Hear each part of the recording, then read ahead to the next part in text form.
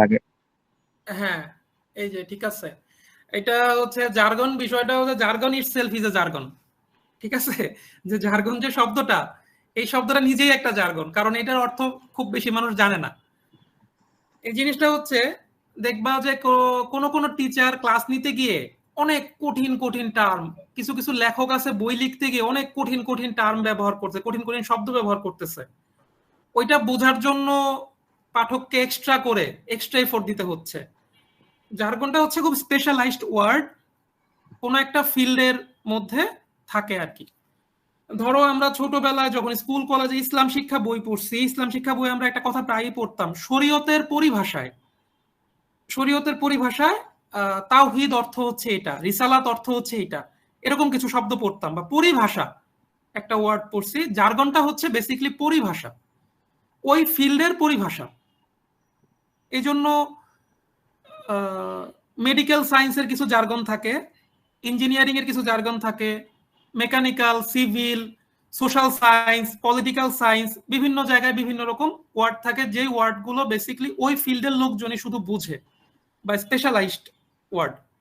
এই ওয়ার্ডগুলোকে জার্গন বলে। তো কিছু কিছু টিচার বেসিক্যালি যেটা করে, তারা হচ্ছে যে তোমার মানে তোমরা যে ভার্সিটিতে আসো বা যে যেখানে আসো, এই জিনিসটা তোমরা ফেস করার কথা, যে টিচারদের পড়া ক্লাসে কিছুই বুঝতেছো না, ক্লাসে কোনো কিছুই ভালো লাগতেছে না। এটা খুবই একটা কমন একটা দৃশ্য। মানে আমার তো ভালো লাগতো না, ক্লাসে যেতাম, ক্লাসে যাওয়ার পরে কিভাবে ক্লাসের টাইমটুকু শেষ হবে এটা নিয়ে সারাক্ষণ চিন্তায় থাকতাম, যে এটা তো আসলে খুব ভয়াবহ একটা জিনিস, এই সময়টুকু তো আসলে কাটানো খুব কঠিন। ওকে, জার্গন নিয়ে এত কথা বলার উদ্দেশ্য হচ্ছে আমরা পছন্দ করি না, এখন কি করার, আমাদের ইউজ করতে হবে। রিসার্চ আর্টিকেলের জন্য কিছু জার্গন আমাদের মাথায় থাকতে হবে। ঠিক আছে, একটা ওয়ার্ড হচ্ছে প্লেজারিজম। এটা বোধহয় তোমরা অনেকেই শুনছো বা জানো, প্লেজারিজম।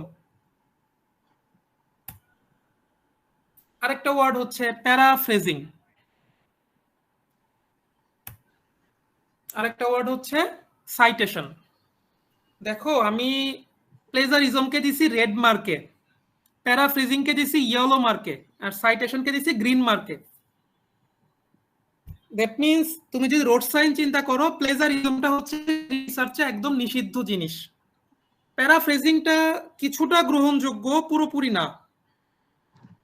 আর প্যারাফ্রেজিংটা তখনই গ্রহণযোগ্য হয় যখন তুমি প্রপার সাইটেশন করবা। ওকে, এই তিনটা হচ্ছে তিনটা জার্গন। তো হোয়াট ইজ প্লেজারিজম? ধরো তুমি এই যে আমার যে ফেসবুক স্ট্যাটাসটা আমি লিখলাম, এই স্ট্যাটাসটাই তুমি কপি করলা, কপি করে কন্ট্রোল ভি দিলা, কন্ট্রোল সি কন্ট্রোল ভি দিলা, এটার নাম হচ্ছে প্লেজারিজম। এই জিনিস যদি তুমি করো, এটা একটা রিসার্চার হিসেবে তোমার অপরাধ। নট অনলি রিসার্চার, যে কোনো কাজ হিসেবে তুমি আরেকজনের কাজকে যদি নিজের কাজ বলে দাবি করো, এটা খুবই ভয়াবহ অপরাধ। এটা কোনো কিছুতেই করা যাবে না, করা উচিত না। এটা শুধু যে লেখালেখি বা রিসার্চ তা না, যে কোনো কিছুতেই আরেকজনের কাজ তুমি নিজের কাজ বলে দাবি করতেছো, এটা হচ্ছে প্লেজারিজম। ওকে, প্যারাফ্রেজিংটা তাহলে কি? প্যারাফ্রেজিংটা হচ্ছে, ধরো তুমি একটা, এখানে আমি যে ছবিটা দিছি, ছবিটা দেখো যে একটা বিড়াল আয়নার সামনে দাঁড়ায় নিজেকে সিংহ হিসেবে দেখতেছে। দ্যাট মিনস প্যারাফ্রেজিংটা হচ্ছে যে তুমি একজনের লেখা কপি পেস্ট করছো, কপি করে পেস্ট করতে তোমার একটু লজ্জা লাগতেছে, যে আমি ডাইরেক্ট ওর বাক্যটাই হুবহু নিয়ে নিব বা ওর প্যারাগ্রাফটা আমি হুবহু নিয়ে নিব, এটা উচিত হচ্ছে না। আমি একটু শব্দগুলা ঘুরাই ফিরাই দেই, যে ইয়ে কি বলে, capital city of Bangladesh is Dhaka, এটা একটা বাক্য আমি লিখছি, আর তুমি তখন লিখতে চাচ্ছ Dhaka is the capital of Bangladesh. ঠিক আছে, তুমি যেটা করলা, আমার বাক্যটাই লিখলা, একটু ঘুরাই পেঁচাই লিখলা, আমার শব্দটার একটু আগে দিলা, তোমার শব্দটার একটু পরে দিলা, ইত্যাদি ইত্যাদি করলা। দিস ইজ প্যারাফ্রেজিং, এবং এটাও আসলে উচিত না, কিন্তু কি গ্রহণযোগ্য। এটা একেবারে যে ফেলনা, প্লেজারিজমের মতন ফেলে দেওয়ার মতন জিনিস তা না, এটা গ্রহণযোগ্য রিসার্চ পেপারে। ওকে, আর সাইটেশন কি জিনিস? সাইটেশন মানে হচ্ছে এটা অনেকটা ফেসবুক পোস্ট বা ইনস্টাগ্রাম পোস্টে যে লাইক দেয়, লাইকের মতো লাইক দেয় বা কমেন্ট করে, এরকম। বিষয়টা হচ্ছে যে তোমার একটা পোস্টে ধরো 100 জন লাইক দিছে, আর আমি একটা ফেসবুক পোস্ট লিখছি, সেই পোস্টে 20 জন লাইক দিছে, তাহলে ফেসবুক কমিউনিটিতে বেশি গ্রহণযোগ্য ব্যক্তিকে, যার পোস্টে লাইক বেশি পড়ছে সে বেশি গ্রহণযোগ্য। সাইটেশন মানে হচ্ছে যে তুমি আরেকজন রিসার্চারের একটা টপিক নিছো বা তথ্য নিছো, নিয়ে তার নামটা তোমার পেপারে উল্লেখ করে দিছো যে আমি এই এই কথাটা পাইছি সালমান সাইদের পেপার থেকে, বা আমি এই কথাটা পাইছি আবুল হোসেন শাকেরের পেপার থেকে। ঠিক আছে, এই যে তুমি সাইটেশনটা করলা, এই সাইটেশনটাকে আমি এই জন্য কম্পেয়ার করছি লাইকের সাথে, লাইক সিম্বলের সাথে। যত বেশি সাইটেশন হয় একটা পেপারের, সেই পেপারটার গ্রহণযোগ্যতা তত বেশি বলে ধরে নেওয়া হয়। যদিও এটা নিয়ে অনেক টাইপের বিতর্ক আছে, বাট ইন জেনারেল একটা পেপারের সাইটেশন যত বেশি, সেই পেপারের গ্রহণযোগ্যতা তত বেশি বলে ধরে নেওয়া হয়। আর তুমি যখন কোনো একটা পেপার থেকে কোনো কিছু নিবা, সেই অবশ্যই সেই পেপারটাকে তোমার ক্রেডিট দিতে হবে, বা ওই যে ফটো ক্রেডিট দাও না তোমরা পোস্ট করার সময়, যে অমুক ছবি তুলে দিয়েছে অমুক, আমার অমুক বন্ধু বা আমার অমুক বান্ধবী, এই যে এটা হচ্ছে সাইটেশন, ক্রেডিট দেওয়া। তুমি অথরকে একটা ক্রেডিট দিয়ে দিবা যে আমি তোমার পেপার থেকে এই জিনিসটুকু পাইছি। ওকে, আচ্ছা, তো আমরা আরো কিছু জার্গন একটু দেখি। লিটারেচার রিভিউ অলরেডি বলে ফেলছি। লিটারেচার মানে হচ্ছে এই ফিল্ডের এক্সিস্টিং যত পেপার আছে, প্রিভিয়াস পেপার, সেই পেপারগুলোর রিভিউ করাটা হচ্ছে লিটারেচার রিভিউ। যে আমি একটা কিছু লিখতে চাচ্ছি, আমার লেখাটা তো হতেই পারে আগেই একজন লিখে ফেলে গেছে, বা আমি একটা কিছু আবিষ্কার করতে চাচ্ছি বা ল্যাবে গবেষণা করতে চাচ্ছি, হতে পারে কেউ একজন এটা আগেই করে ফেলছে। সো এটা করার জন্য যে কাজটা করতে হয়, আমার বসে বসে ওই ফিল্ডের পুরোনো পেপারগুলো পড়তে হয়, এবং এই যে পুরোনো পেপারগুলো পড়া এবং তার সামারাইজ করা, এই কাজটাকে বলা হয় লিটারেচার রিভিউ। আরেকটা টার্ম তোমরা খুব শুনবা, গুগল স্কলার।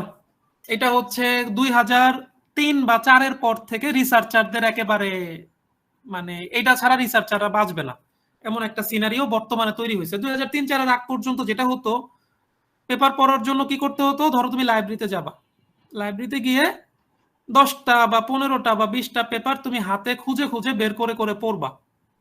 খুবই ভয়াবহ কাজ।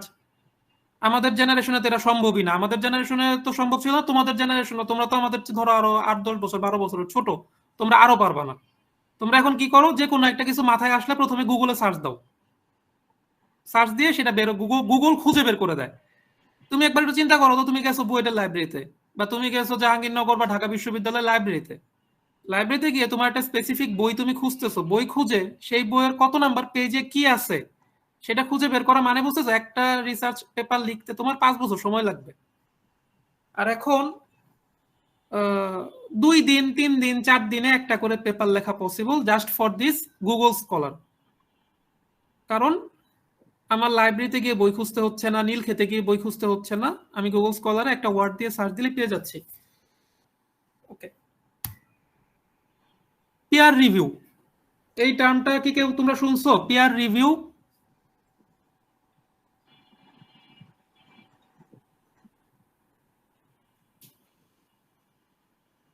সম্ভবত শোনার কথা না।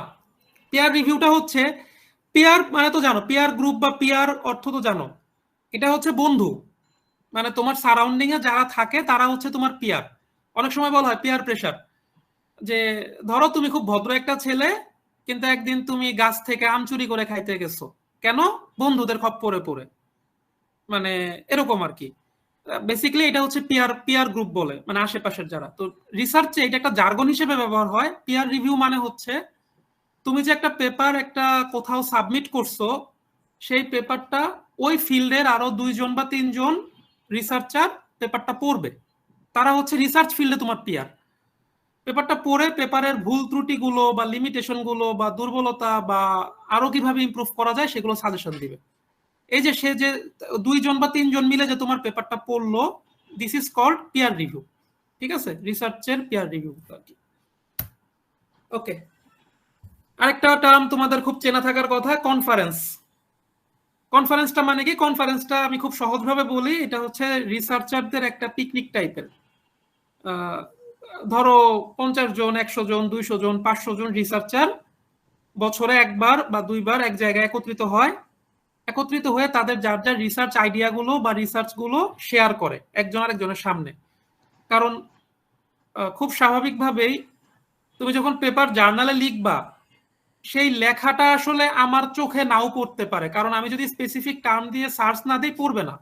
বাট তুমি যখন একটা কনফারেন্সে তুমিও গেছো, আমিও গেছি, এইবার সেই কনফারেন্সে গিয়ে তুমি তোমার পেপারটাকে প্রেজেন্ট করলা আমার সামনে, মানে প্রেজেন্টেশন দিলা। প্রেজেন্টেশন যখন দিবে তখন খুব স্বাভাবিকভাবে কিন্তু আমার মধ্যে একটা কিউরিসিটি তৈরি হবে, ও আচ্ছা এই টপিক নিয়েও কাজ করতেছে, দ্যাটস ফাইন। তোমার প্রেজেন্টেশনটা শেষ হওয়ার পরে আমি তোমার কাছে যাব, যে বলবো ভাইয়া বা আপু বা স্যার, তোমার এই টপিকটা তো খুব ভালো লাগছে আমার, তোমার এই টপিকে আমিও কাজ করতে চাই, তা আমাকে তুমি সাথে নাও বা করো। এই যে ব্যাপারটা, এই যে কনফারেন্সটা হচ্ছে এরকম একটা বিষয়। সো এটা হচ্ছে রিসার্চারদের একটা মানে প্রাইমারি স্টেজ, যেখানে সবাই গিয়ে আমরা যে এই যে তোমাদের যে বলতেছি আগামী 2-3 মাসে আমরা কাজ করবো বা একটা পেপার লিখবো, সেটা বেসিক্যালি আমরা সম্ভবত কনফারেন্স পেপার লিখবো। আমি বলতেছি মোস্ট প্রবাবলি, পরের স্টেজে আমরা যেতে পারি, বাট সম্ভবত কনফারেন্স পেপার লিখবো। ঠিক আছে, যেটা আমরা কনফারেন্সে গিয়ে প্রেজেন্ট করতে পারবো, তোমরাই প্রেজেন্ট করবা, কিভাবে প্রেজেন্ট করতে হয় কি হয় এটা দেখবো আমরা। ওকে, তো কনফারেন্সের পেপারটা তো তুমি কনফারেন্সে মানে প্রেজেন্ট করলা, প্রেজেন্ট করার পরে সেটা একটা ডিজিটাল প্ল্যাটফর্মে সংরক্ষিত হয় অনলাইনে। কারণ অনলাইনে যদি সংরক্ষিত নাই হয়, সেটা আবার গুগল স্কলারে সার্চ দিলে তো তুমি পরে আর পাবা না। সো অনলাইন যেই ডেটাবেজে সংরক্ষিত হয় সেই ডেটাবেসটাকে প্রসিডিং বলা হয়, কনফারেন্সের প্রসিডিং। ওকে, তো কনফারেন্সে রিসার্চাররা যে পেপারটা প্রেজেন্ট করে সেই পেপারটা পাবলিশ হয় কনফারেন্স প্রসিডিং এ। এটা একটা অনলাইন প্ল্যাটফর্মের মতন। অনলাইন প্ল্যাটফর্ম মানে কি, ধরো ফেসবুক তোমার একটা লেখা প্রকাশিত হয়, ইউটিউব তোমার একটা ভিডিও প্রকাশিত হয়, এরকম প্রসিডিং হচ্ছে সেখানে কনফারেন্সের যে পেপারটা প্রেজেন্ট করলা সেই পেপারটা প্রকাশিত হয় প্রসিডিং এ। ওকে, এবার যেই জিনিসটা বড় জিনিস সেটা হচ্ছে জার্নাল। জার্নালের বাংলা হচ্ছে সাময়িকী বা পত্রিকা বলতে পারো, একই কথা। নর্মাল যেমন আমাদের পেপার পত্রিকাগুলো, কাগজের পত্রিকা বোধহয় তোমরা এখন আর পড়ো না, আমরা ছোটবেলায় বা বড় হওয়ার পর আমরা কাগজের পত্রিকা পড়ছি। কাগজের পত্রিকার সাথে একটা করে সপ্তাহে একটা করে সাপ্তাহিক ম্যাগাজিন দিত। বেসিক্যালি জার্নালটাও এরকম একটা কনসেপ্ট। জার্নালে হচ্ছে ওই যে প্রসিডিং যেরকম কনফারেন্সের পেপারগুলো পাবলিশ করে, জার্নাল হচ্ছে এরকম প্রসিডিং এর চেয়ে হয়তো আরেকটু ডেভেলপড কিছু পেপার, আরো একটু উন্নত কিছু পেপার, যেটা ফাইনালি আসলে একটা রিসার্চ রেজাল্ট নিয়ে আসছে, ভালো রেজাল্ট নিয়ে আসছে, সেই রেজাল্টগুলো জার্নালে পাবলিশ হয়। এবং জার্নালটাও বর্তমান যুগে আসলে হার্ড কপি তো কোথাও চলে না, সবই সফট কপি, অনলাইনে জার্নালটা অনলাইনেই পাবলিশ হয়। এবং জার্নালে প্রকাশিত লেখাগুলা আমরা গুগল স্কলারে সার্চ দিলে পাবো কোন জার্নালের পেপার, কি পেপার, সব। আচ্ছা, আরেকটা টার্ম আমরা জানবো, সেটা হচ্ছে ওপেন অ্যাক্সেস। ওপেন অ্যাক্সেস মানে একটা, মানে আমরা গরিব দেশের মানুষ তো, আমাদের আসলে অনেক প্যারা খাইতে হয়, অনেক কিছুতে অনেক প্যারা খাইতে হয়। ধরো আমরা বই কেনার জন্য একটা ডুপ্লিকেট বই কিনি নীল খেতে গিয়ে 100-150 টাকা দিয়ে, যদি তুমি আসল বই কিনতে যাও 5,000 টাকা লাগবে, 10,000 টাকা লাগবে। বাংলাদেশে তুমি মেইন কপি পাবাও না। আমাজনে অর্ডার দিবা, আমাজনে তোমার কাছে $200 চাই বসবে, মানে ওই টাকা দিয়ে আসলে বই কেনা আমাদের জন্য পসিবল না। সেম এই জার্নাল বা প্রসিডিং গুলো অনেক সময় তোমাকে ডাউনলোড করার সুযোগ দিবে না, তোমার কাছে ডলার চাইবে, $10 দাও, $20 দাও, $50 দাও। তো সেগুলো যখন চায়, আমরা তো গরিব দেশের মানুষ, আমাদের কাছে $50 মানে আসলে অনেক টাকা। আমরা $50 দিলে মোটামুটি স্টুডেন্ট লাইফে 1 মাস চলতে পারি, এরকম একটা অবস্থা। সো এই অবস্থায় তো আমরা পাই না। তো কিছু জার্নাল এবং প্রসিডিং আছে যারা এই গরিব